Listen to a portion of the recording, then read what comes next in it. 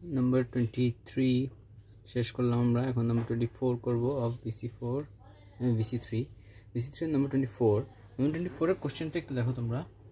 P is the point with the coordinates 5, -2. Q is the point with coordinates -3, 8, and R is the midpoint. Calculate the coordinates of the point R. আচ্ছা, so P আর Q এর মাঝ বরাবর হচ্ছে R পড়ছে। R টা আমরা কিভাবে বের করব একটু দেখে নিই। R is equal to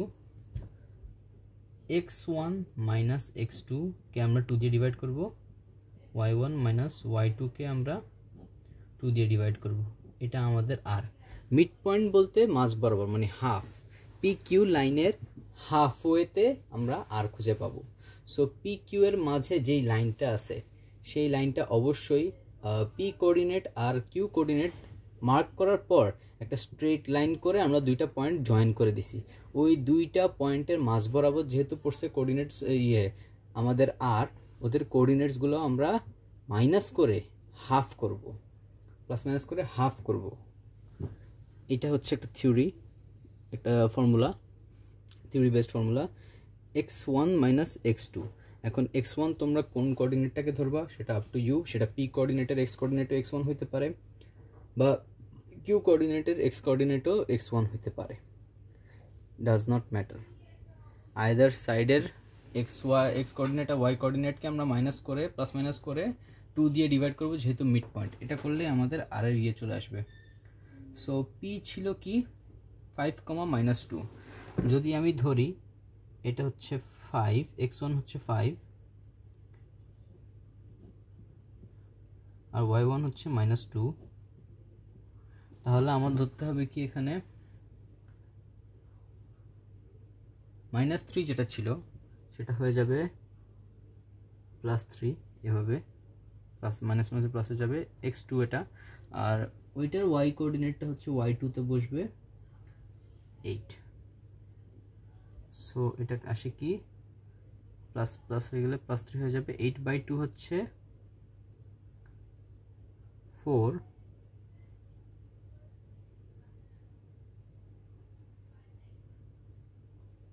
আচ্ছা ওয়েট, এটা প্লাস সাইন হবে, sorry x1 plus x2 divide by 2 আমরা অ্যাড করব, প্লাস মাইনাস হবে না, সরি মাইনাস হবে না, এখানে অ্যাডিশনটা হবে।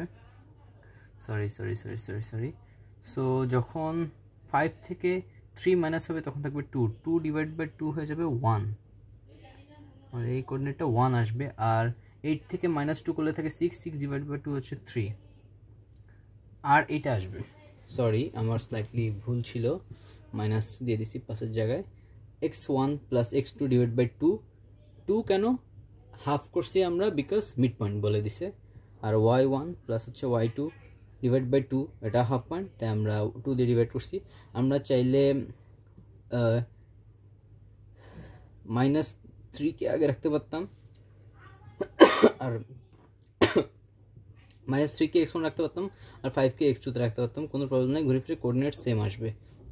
বাট ওয়ান্স তোমরা একটা কোঅর্ডিনেটকে x1 হিসেবে ধরে নিবা, তার y কোঅর্ডিনেটকে y1 হিসেবে ধরতে হবে, তখন আবার মন মতো করা যাবে না। এটা ছিল 24 এর এ পার্ট। বি পার্টে আসি। বি পার্টে বলছে আমাদেরকে এস বের করতে। আমাদের কাছে আর আছে, আর হচ্ছে 1,3, তার মানে কি ও আর হচ্ছে অ্যাজ আ কলাম ভেক্টর দেখতে এমনটা ও আর। দেয়ারফর আমাদের কাছে ও পি আছে, ও কিউ আছে, এস মনে হয় দিয়ে দিছে নাকি,